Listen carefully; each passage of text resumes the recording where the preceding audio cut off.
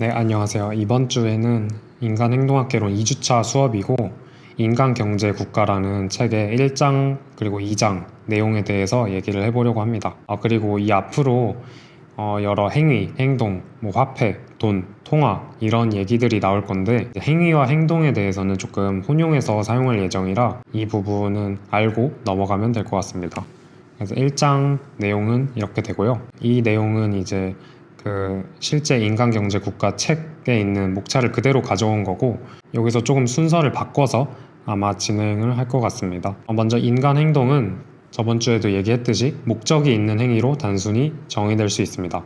모든 인간 존재는 인간으로서 그들의 존재와 그들의 본질 덕택으로 행동하는 것이고요. 그 결과 이제 인간행동은 목적이 있는 것과 아닌 운동으로 구분 가능하고 여기에 얘는 어떤 돌멩이의 움직임이라던가 아니면 인간이 하는 그 행태지만 단순히 무릎 반사처럼 그 자극에 의해서 반응하는 그런 반사적인 인간 행위는 제외한다라고 보면 될 것 같습니다. 인간 행동 개념의 첫 번째 진리로서 개인만이 행동한다에 대해서 저번 주에 얘기를 했었죠. 인간 행동은 오직 개별 행위자만이 하는 거고 집단이나 국가 같은 집합체는 어떤 독립적으로 행동하는 그런 행위 실체가 아니다라는 얘기를 저번 주에 했었습니다. 근데 이 말에서 조금 아셔야 될 게 개인이 사회적인 그런 영향을 받지 않는다는 뜻이 아니라 개인은 다른 사람들의 그런 사회에 영향을 받지만 그럼에도 그런 행동을 분석하는 그 분석 단위로서는 개인을 가져간다 이렇게 보면 될 것 같습니다. 인간 행동에서 행동을 유발하기 위해서는 충족시키고자 하는 미달성 목적이 있어야 하고요. 그럼 그는 이제 어떤 행동 유형들이 자신의 목적을 성취할 수 있게 하는가 그것을 예상할 수 있어야 하고 그것에 대한 이미지를 그릴 수 있다는 거죠. 인간은 단순히 자극에 대한 반응을 하는 주체가 아니라 어떤 행동에 대해서 성취하고자 하는 그 목적에 대한 이미지를 그릴 수 있고 그리고 그 이미지에 도달하기 위해서는 본인이 가지고 있는 과학기술적 아이디어 또는 계획들을 필요로 하겠죠. 이제 인간은 본인이 처한 환경 또는 상황에서 그 목적을 성취하기 위해서 본인이 가지고 있는 요소들을 재배열함으로써 현재 놓인 환경을 더 나은 환경으로 개선하는 노력을 할 것입니다. 그래서 주어진 행위를 볼 때 개인에게 외부적인 것이 두 가지로 나눌 수 있는데요. 바꿀 수 없어서 그대로 두어야만 한다고 믿는 일반 조건, 제너럴 컨디션과 바꿀 수 있다고 믿으며 사용하는 수단 이 두 가지로 나눌 수 있습니다. 제너럴 컨디션은 행위의 대상이 될 수 없고 오로지 수단만이 그 인간 행동에 쓰이게 되는 겁니다. 그래서 수단을 우리는 분석을 할 것이고 일반 조건은 그냥 그 자체로 희소한 재화가 아니기 때문에 그 행동에서 분석 대상에 해당되지 않습니다. 그림으로 표현하자면 이 로빈슨 크루소가 지금 무인도에 떨어졌을 때 현재 가지고 있는 수단, 나뭇가지, 밧줄, 돌과 같은 그 수단을 가지고 물고기를 잡아야지 하는 목적을 그 이미지를 그리며 그물을 만드는 겁니다. 그 그물을 만들고 본인이 그 그물을 만드는 어떤 레시피를 알고 있겠죠. 그 조리법을 알고 있고 그리고 여기서 제너럴 컨디션으로 알려져 있는 바다라던가 공기라던가 이런 것들은 그 행위의 분석 대상이 되지 않는 겁니다. 인간 행동에서 우리가 생각해야 될 점이 시간의 개념을 빼놓고 얘기할 수가 없는데요. 왜냐하면 인간이 가진 시간은 언제나 희소하고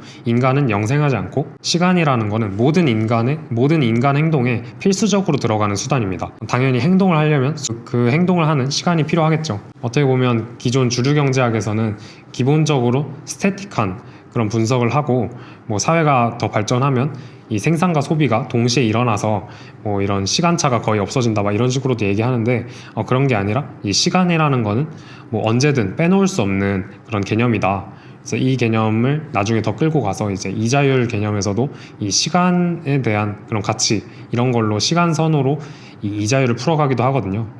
그래서 그런 것들을 지금 미리 좀 알고 가면 될 것 같습니다. 시간이 희소하다는 거는 그리고 인간이 만약 영생한다고 하더라도 그건 당연한데요. 왜냐하면 그가 달성하고자 하는 목적으로 어떤 것을 선택하든지 충족되지 않은 채로 남아있는 다른 목적이 있습니다. 그럼 그 다른 목적이 있다는 그 이유만 때문에라도 목적들 중에 선택은 불가피하고 이 시간이라는 거는 희소한 재화가 되는 겁니다. 그래서 알아두셔야 될 게 모든 수단들은 희소하다. 여기서 앞에서 얘기했죠. 수단들은 제한적이다. 만약에 수단들이 무한정으로 풍부하다면 그 수단들은 인간 행동의 대상물로서 쓸모가 없고 일반 조건, 제너럴 컨디션이 된다. 공기와 같은 것들이 있을 수 있겠습니다. 그리고 행위자는 어떤 목적들을 성취하기 위하여 이런 희소한 수단을 배분하고 다른 목적들을 달성하지 못한 채로 놓아두어야 하는데요. 시간이 왜냐하면 희소하기 때문이죠. 이러한 선택 행위는 가장 원하는 목적들을 이룩하기 위해 수단들을 경제적으로 쓰는 행위라고 부를 수 있습니다. 그래서 경제 행위가 마치 사회에서만 일어나는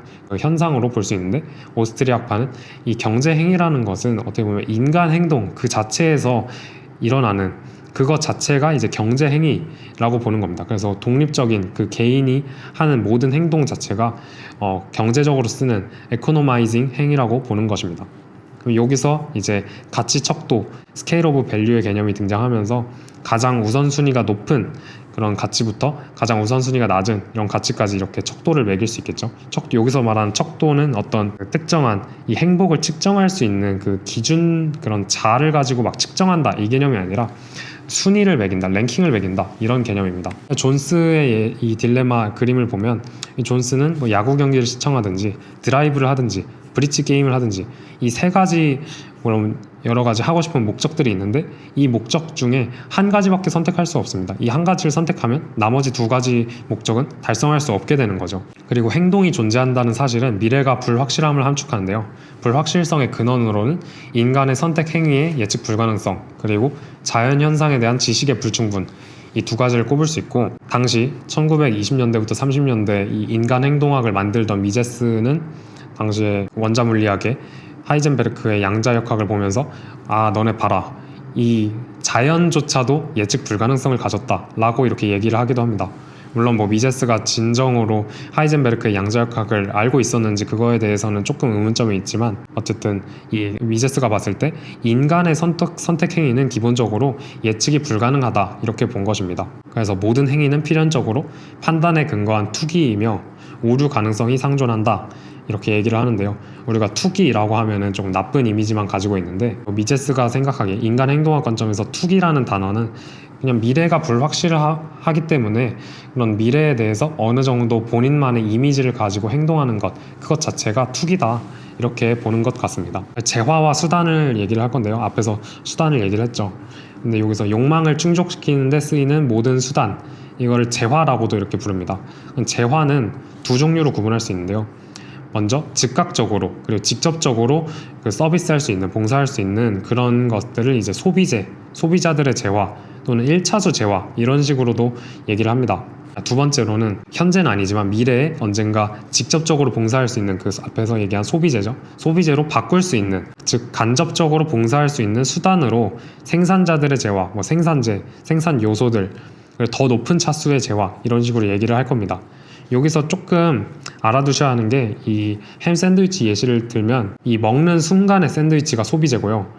그것을 만들기 위한 햄, 빵, 칼, 노동, 시간 이런 것들이 이제 1차 생산재가 되는 겁니다. 이것이 1차고, 그리고 빵을 뭐 사오는 과정에서 그 소매점에서 빵이 만들어지는 그 과정, 뭐 소매점의 공간이라던가 거기서 하는 노동이라던가 그런 게 2차 생산재가 되는 겁니다. 여기서 이제 이러한 과정 자체를 생산이라고 하며, 뭐 햄을 썰고 빵 조각 사이에 햄을 넣는 이런 인간의 에너지가 들어가는 걸 노동이라고 부르는 것입니다. 생산 과정에 대해서 앞의 내용을 정리를 해보자면, 생산의 각 단계에는 시간이 필요하고 생산 요소들은 두 종류로 나눌 수 있습니다.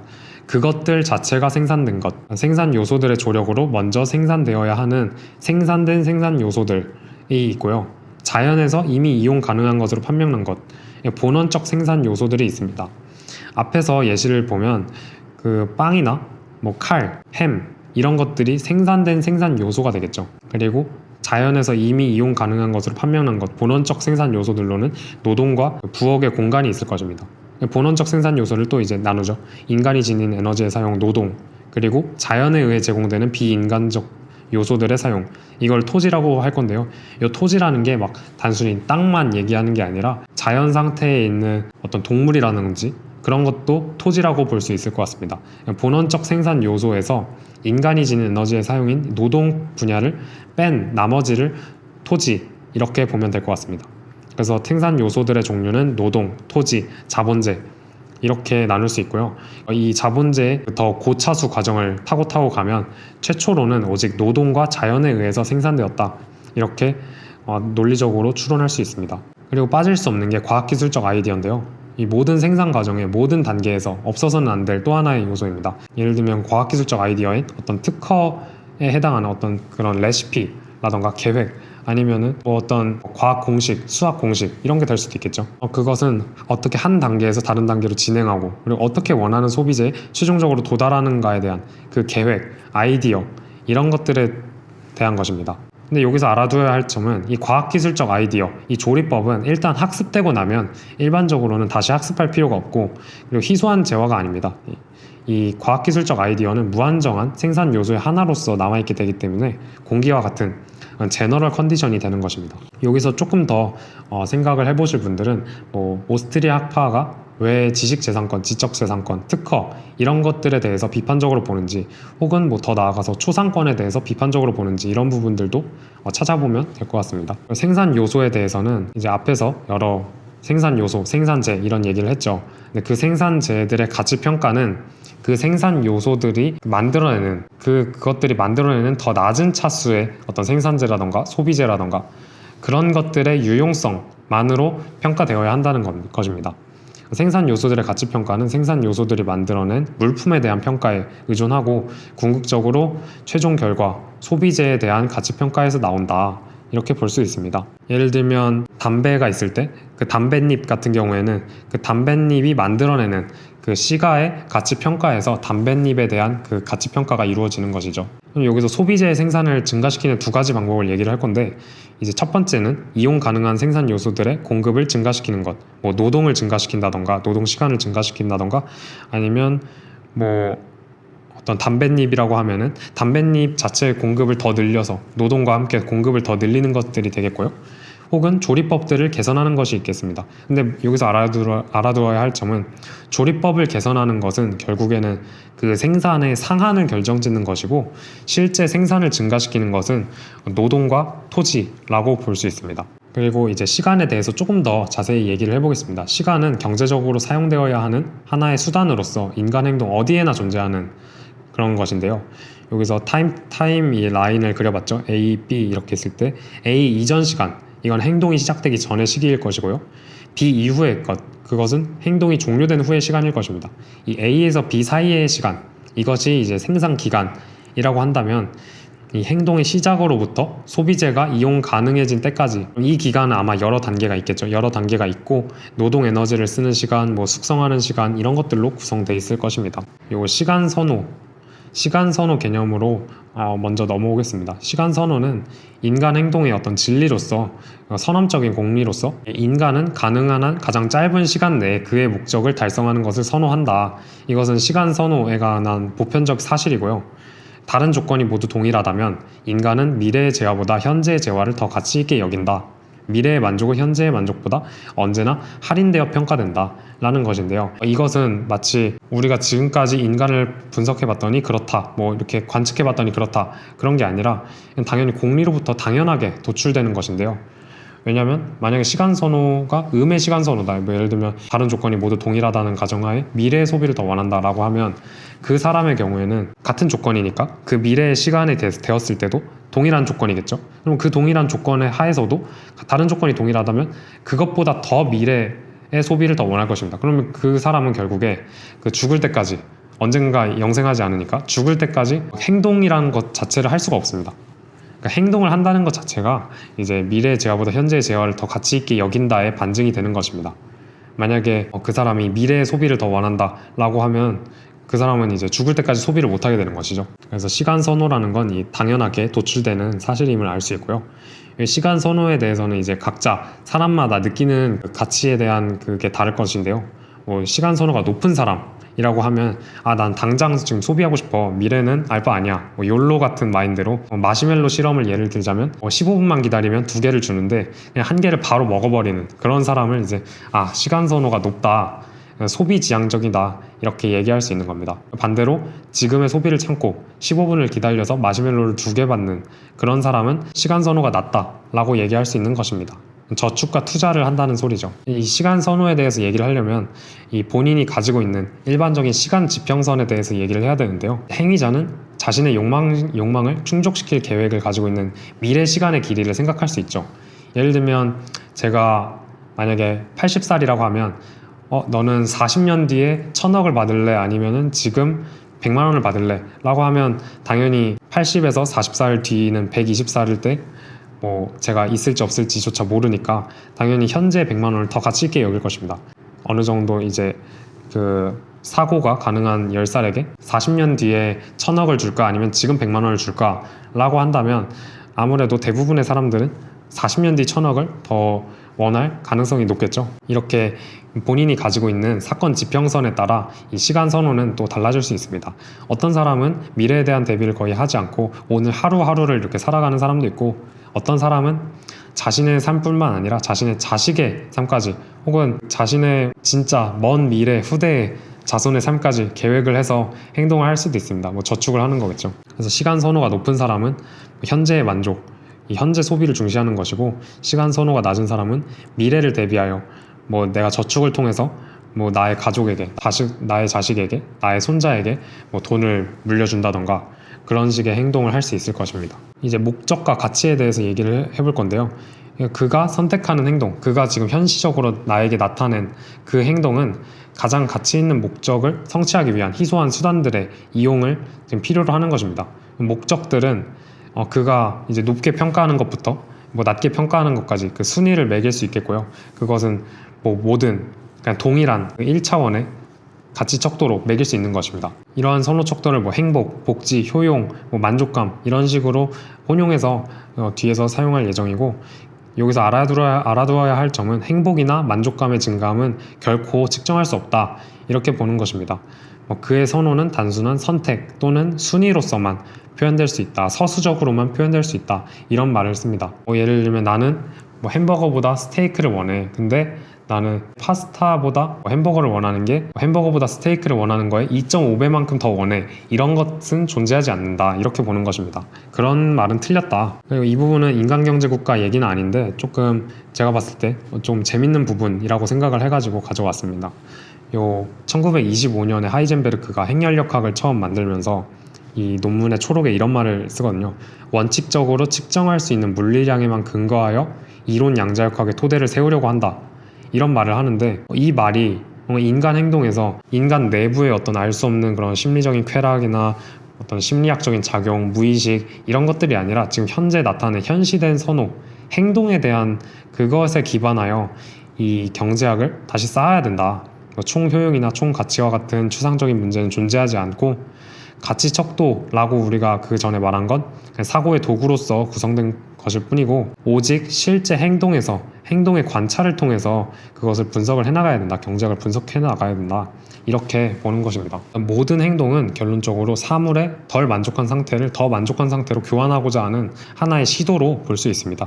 이것은 앞에서 말한 투기이죠. 왜냐하면 그 인간 행동은 기본적으로 불확실성을 가지고 있기 때문에, 예측할 수 없기 때문에 그것 자체가 이제 하나의 시도로서, 투기로서 교환하고자 하는 행위다, 이렇게 볼 수 있습니다. 만약에 그가 과오를 범해서 그가 포기한 상태의 X 가치가 Y 가치보다 높다면 그는 순손실을 얻을 것이고, 더 높다면 순이득을 얻는 것이죠. 그리고 한계 효용의 법칙에 대해서도 얘기를 할 건데, 이 부분은 오스트리아파 경제학과 기존 여러분들이 인터넷에 검색하면 나오는 한계 효용 법칙이 조금 달라가지고 좀 제대로 들어주셨으면 좋겠습니다. 동일한 재화의 동질 단위들로 이루어진 보유량을 전제로, 여기서 스톡, 보유량이라고 하는 건 이건 객관적인 겁니다.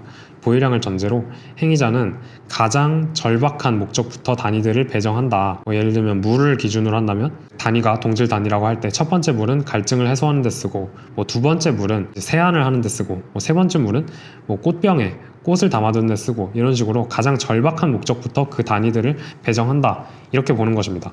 그래서 보유량이 늘수록 그 다음 단위는 더 낮은 순위의 목적으로 간다, 이렇게 보는 거고요. 이것이 한계 효용이 감소한다, 총 효용은 증가하고 한계 효용은 감소한다, 이렇게 보는 것입니다. 여기서 보유량이 제가 객관적인 거라 했는데, 이 보유량이라고 하는 것은 그 개인이 느끼는 용도로서 동일 재화, 동질 단위로서의 한 재화, 2재화, 3재화, 이렇게 보는 것입니다. 행위자 관점에서 보면 재화의 단위들은 교환 가능한 것이고요. 어떤 상품의 구체적인 동일 단위가 행위자에게 동일한 서비스를 동등하게 제공할 수 있는 그런 방법으로 이용 가능하다면 이것을 공급 이라고 부른다. 그래서 인간 행위를 위해서 가장 중요한 게 이 아랫 문장에 인간 행위를 위해서 의미가 있는 것은 어떤 재화의 물리적인 특성이 아니라 그 재화에 대한 행위장의 평가라는 그 점을 인식하면 될 것 같습니다. 가치 척도를 이런 식으로 X 재화가 양이 증가함에 따라 뭐 랭크가 어떻게 변하는지, Y 재화가 가치가 재화의 개수, 스톡이 증가함에 따라 랭크가 어떻게 변하는지 이런 식으로 나타낸 것이고요. 여기서 왼쪽 이제 Y축이 뭔가 이 네 칸이면 뭐 4배고 한 칸에 4배고 이런 게 아니라 단순히 순위를 나타내는 그런 표입니다. 생산 요소에 대해서 이제 생산 요소의 가치는 결국 소비재 생산에 기여할 것으로 예상되는 한계 생산 가치에 의해서 평가되는데요. 여기서 완전 특수 요소, 오직 한 소비재에만 쓰이는, 예를 들면 뭐 흰동 말풀이라고 하는데 이게 뭐 아마 상처에 치료하는 그런 풀이었다고 하더라고요. 그럼 이 풀 같은 경우에는 이것이 이제 그냥 단순히 미신이었다. 사실은 이 풀이 상처를 이렇게 낫게 하지 못한다 라고 알려지면 그 요소 가치가 사라지는 겁니다. 그러면 이것은 흰동 말풀은 완전 특수 요소였기 때문에 그 가치를 잃게 되는 것이고, 반면에 철이나 목재처럼 비특수한 요소는 다방면으로 전환이 가능하기 때문에 이 가치 변동 폭이 특수 요소보다 일반적으로 작다고 볼 수 있겠습니다. 사례를 들면 이 시가 수요 사례를 들면 이 담배 시가의 수요가 급락하면 시가 기계는 무가치화가 되는 거지만 잎 담배나 토지 이런 것들은 다른 용도로 전환이 가능하죠. 그래서 가치가 일부 보존됩니다. 그리고 다시 시가의 수요가 돌아오면 그 특수 요소 가치도 크게 회복할 수 있을 것입니다. 여기서 이제 한 개 용도의 가치는 그 전환 가능한 어떤 요소 X, 여기서 잎담배나 토지가 있겠죠. 요 용도는 여러 용도에 쓰일 수 있을 때 잃게 되는 가장 낮게 평가된 한 개 효용도의 가치, 그것이 그 요소 한 단위의 한 개 생산 가치가 된다고 보면 됩니다. 최저 순위 한 개 용도가 한 개 가치다 이렇게 얘기하면 될 것 같고, 좀 전에 물 예시로 들었을 때 만약에 꽃병에 물을 두는 거, 그것이 가장 어떻게 보면 나 지금 물을 써야 되는데 뭐 어떤 물을 쓰겠냐 라고 하면 동일 재화라고 한다면 가장 의미 없는, 가장 잃어도 상관없는 그 꽃병에 담긴 물을 빼서 사용할 확률이 높겠죠. 그런 식으로 잃게 되는 가장 낮게 평가된 한 개 용도, 이것이 한 개 가치다. 반대로 얘기하면 한 개 효용이다. 하나가 추가될 때 이런 식으로 얘기할 수 있습니다. 노동과 여가에 대해서 얘기를 할 텐데요.